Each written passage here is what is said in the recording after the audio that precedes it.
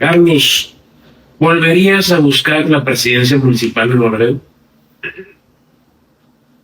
No te lo sabría decir. Ahorita en este momento no. Por convicción personal, aun cuando habrá gente que piense que quiero participar, no es así. Es más, te lo doy en exclusiva, seguramente no participe a nada, ni a diputado federal, ni a diputado local, veredos todos, seguramente desde la barrera, apoyando a mi partido, al candidato o a la candidata que desee participar en cualquiera de las fórmulas que haya, ya sea presidente municipal, diputado federal, diputado local, pero bueno, creo que hay gente mucho más capacitada que un servidor y bueno, que les vaya muy bien. Carlos, pues hoy eres diputado federal, llegaste ahí a través de la alianza del Partido Verde Ecologista, el PT de Morena.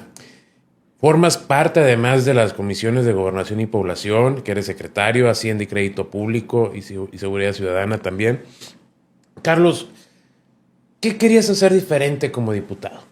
Bueno, primero que nada, hacer mi mejor esfuerzo, ¿no? Uno trata siempre de imprimirle a las cosas o lo que hace su característica principal, siempre teniendo presente las necesidades de tu ciudad, de tu región o de tu país. En este caso, pues Nuevo Laredo, temas de seguridad, temas de la aduana, temas de migración, temas económicos.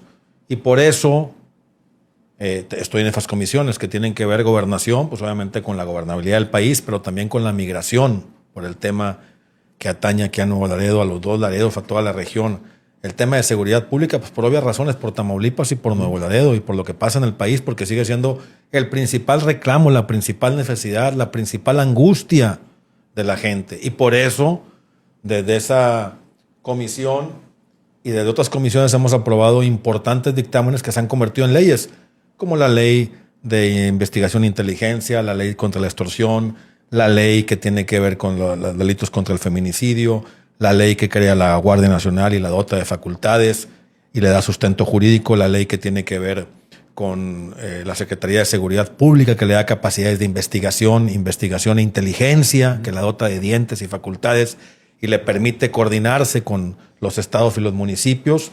Hay 10 o 12 ordenamientos jurídicos nuevos que dotan de un andamiaje jurídico que no existía antes, que le permiten al Estado mexicano combatir mejor al delito y a los delincuentes. Y creo que se está viendo, aunque sea insuficiente siempre, en la baja de índices y todo lo que tiene que ver con la Hacienda, por el tema de la aduana, por el tema de los impuestos, por el tema de los transportistas, y trato de estar siempre en esas comisiones, ¿no? Entonces, pues allá estamos, en la Ciudad de México, y a veces pareciera, y debo decirlo, porque parte de mi principal angustia o preocupación es que casi no estoy en Nuevo Laredo. Y no estoy porque te doy prácticamente, que a fin les he pasado a los diputados federales los que han sido, te doy prácticamente una reseña de mi semana cuando hay tarea legislativa, periodo ordinario. Te vas el lunes, yo me voy los lunes de aquí de la ciudad. Hay sesiones martes, miércoles y jueves casi siempre, todos los días, esos días. Y a veces antes de eso y después de eso hay reuniones de comisiones. Y a veces son, para que no te empaten cuando hay sesión, pues un día antes de las sesiones o un día después. Me voy los lunes y salgo casi siempre de Monterrey. ¿Para qué? Pues para no salir tan temprano aquí a Laredo y poder estar un poquito con mis hijos, un poquito más, y con mi esposa, y ver aquí gente en la ciudad, con mi familia, y hacer algún recorrido con la sociedad civil, alguna cosa. Entonces me voy los lunes a Monterrey, que hay más disponibilidad de vuelos a cada media hora y más baratos. Me voy para allá, llego a México en la tarde-noche, y el lunes muy temprano, a las 9 de la mañana, ya estoy en la Cámara de Diputados, y estás de 9 de la mañana a 5 o 6 de la tarde. Cuando son reformas constitucionales, que hemos tenido casi 25, 26, pues son sesiones maratónicas ininterrumpidas, que son casi siempre de 30, 40, 48 horas, 3 días a veces. Y como son sesiones largas, legales, pues son sesiones de 10, 12 horas. Sales ya muy noche, te vas a tu departamento o al hotel a dormir, y al día siguiente, el miércoles, otra vez muy temprano, y estás todo el día en la Cámara de Diputados, en el proceso de la publicidad del dictamen, en el proceso del análisis, la discusión y la posterior votación. Entonces, estás allá martes, miércoles y jueves. El jueves regreso a Tamaulipas Y tú sabes bien que soy coordinador de los diputados de Tamaulipas, entonces a veces tengo que estar yendo a alguna parte distinta a Nuevo Laredo. Hablar con algún alcalde, a ver qué necesidad se tiene, algún evento, alguna convocatoria que nos hacen en Ciudad Victoria, pues también ir a Victoria. Entonces divido mi tiempo entre la Ciudad de México, que es mi principal obligaciones de los diputados, asistir a sesiones, el uso de la tribuna, el uso de participar en comisiones, discutir, analizar, las aprobaciones de esto y todo. Divido mi tiempo en la Ciudad de México, otra parte del tiempo en Nuevo Laredo y otra parte del tiempo en otras ciudades de Tamaulipas. Entonces, pareciera a veces que el diputado no está tanto en Nuevo Laredo físicamente, aun cuando estés al pendiente físicamente, pues te es imposible estar porque no tienes ese don de la ubicuidad, que puedas estar en 2 o 3 lugares donde quisieras al mismo tiempo, ¿verdad? Entonces, parte de lo que nos pueda pasar y de lo que me duele o lo que digo yo, que me lamento que no puedo estar más tiempo en mi ciudad atendiendo de primera mano y como yo quisiera, resolviendo en forma inmediata los problemas que en Nuevo Laredo existen, porque hay problemas en el ámbito federal. ¿Qué iniciativa de esas que acabas de mencionar te representa más, Carlos? Bueno, hay muchísimas iniciativas.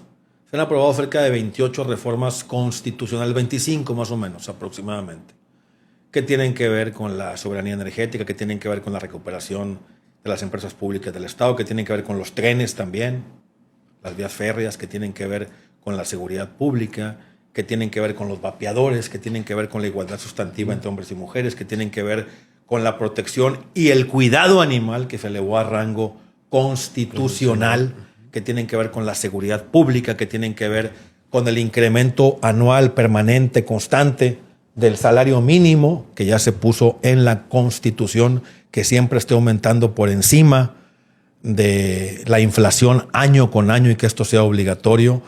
Temas que tienen que ver con los programas sociales, el 65 y más, los jóvenes, muchísimas cosas más.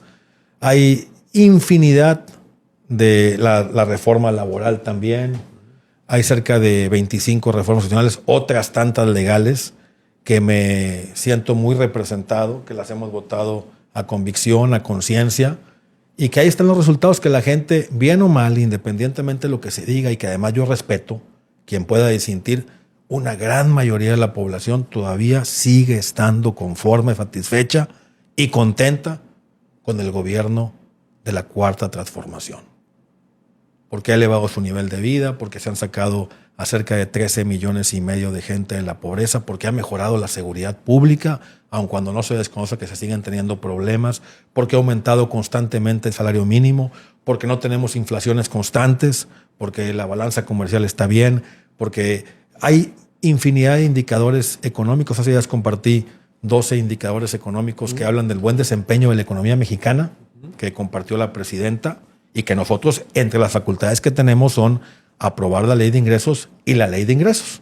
Algunas facultades exclusivas como la ley de egresos, los diputados federales, y aprobamos también los criterios en política económica, lo que tiene que ver con el tipo de cambio, la inflación, la balanza comercial, el precio del petróleo, cosas importantes para el desarrollo del país. Ahora, he presentado también cerca de 20 y tantas iniciativas, que lamentablemente ahí lleva también un proceso más lento. Uno quisiera que todas sus iniciativas pues fueran aprobadas. Sí, claro.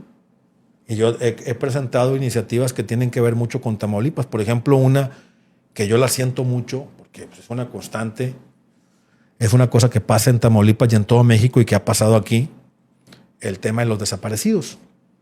Aun cuando se ha mejorado muchísimo, pues sigue pasando, ¿no? Y yo he meditado si hemos elevado a rango constitucional temas muy importantes como el salario mínimo, la protección a los jóvenes, los adultos mayores de 65 y más, el tema de los vapeadores. ¿Por qué no elevar a rango constitucional el derecho a no desaparecer y a ser buscado de forma permanente para que no te quedes en el olvido cuando lamentablemente alguien te desaparece o desapareces?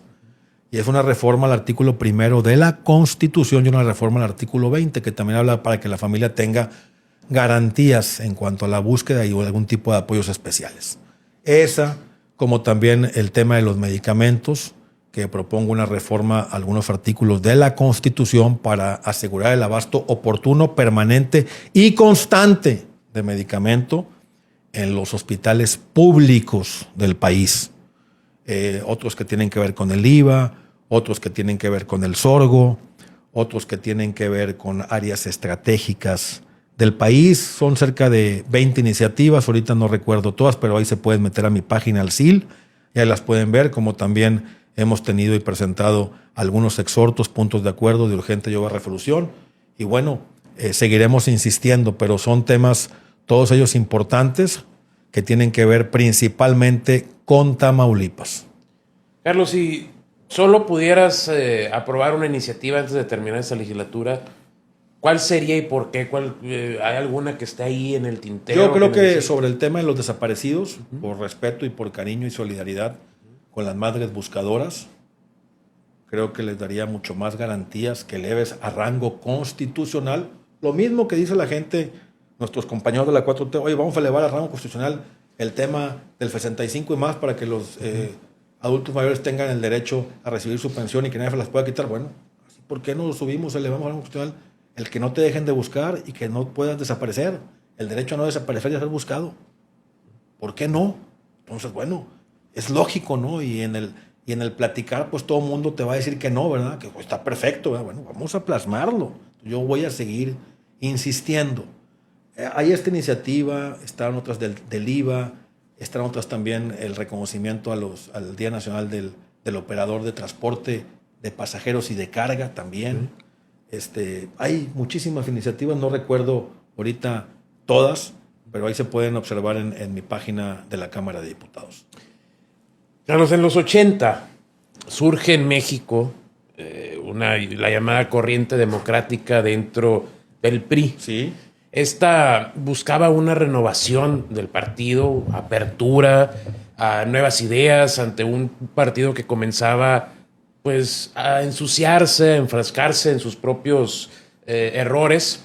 De ahí surgieron personajes como Cuauhtémoc Cárdenas, Porfirio Muñoz Ledo, el mismo Andrés Manuel López Obrador, tu padre que en su momento apoyó a Carlos Cantú, a Cuauhtémoc Cárdenas en el 88 y tal. ¿Crees que esto pueda pasar de nuevo? ¿O pueda pasar lo mismo con la 4T? ¿Crees que se pueda consumir a sí misma como en su momento el PRI lo hizo?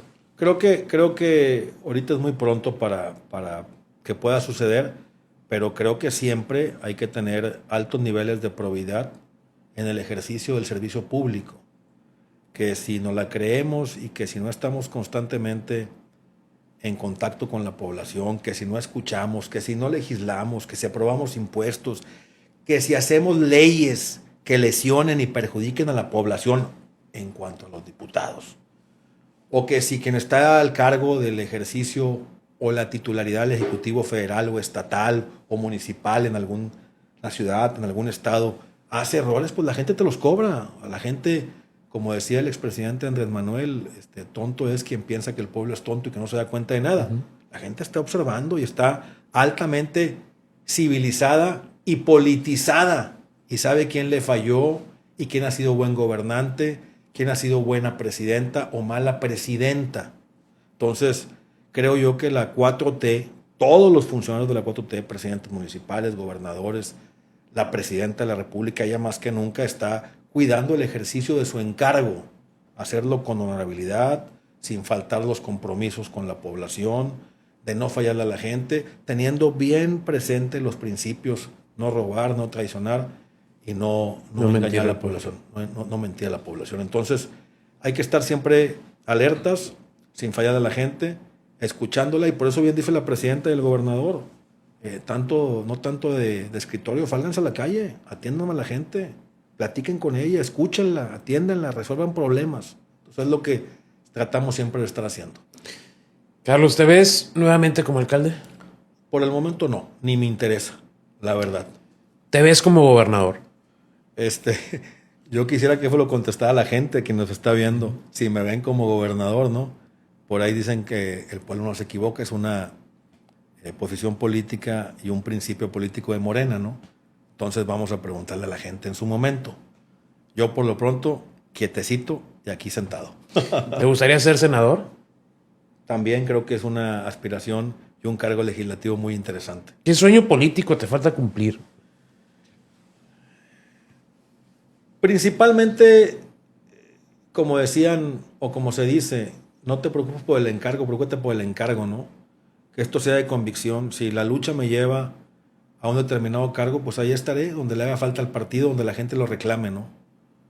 Yo lo que quiero es seguir estando cerca de la gente, seguir construyendo, seguir trabajando por la población y seguir teniendo y dándole cariño a la gente. ¿Cuál sería el cargo que jamás buscarías? Presidente de Estados Unidos.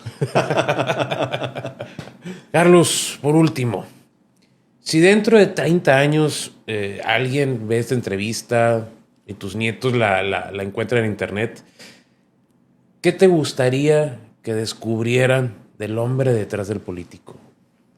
Que soy o que fui una persona, espero estar vivo dentro de 30 años, que soy o que fui una persona que quiere y que quiso mucho a su pueblo, que trató, créeme que lo que yo quiero es que mis hijos se sientan orgullosos de un servidor cuando mi tiempo haya pasado, ¿no? Yo siempre decía que quiero que mis hijos se sientan orgullosos de perdido la mitad de lo orgulloso que yo me sentí algún día de mi padre, de lo inmensamente orgulloso que me sentí de mi padre y de mi madre. Así quiero que se sientan mis hijos de un servidor por el ejemplo que les dé, de trabajo, no tanto de un político, que digan que mi papá fue una buena persona. Eso es lo que me importa, que sepan que fue una persona que hizo el bien, que dio lo mejor de sí donde estuvo, que vivió sin rencores, sin malas vibras, sin hacer el mal a nadie y que quiso mucho a su pueblo y a ellos en lo particular. Muchas gracias.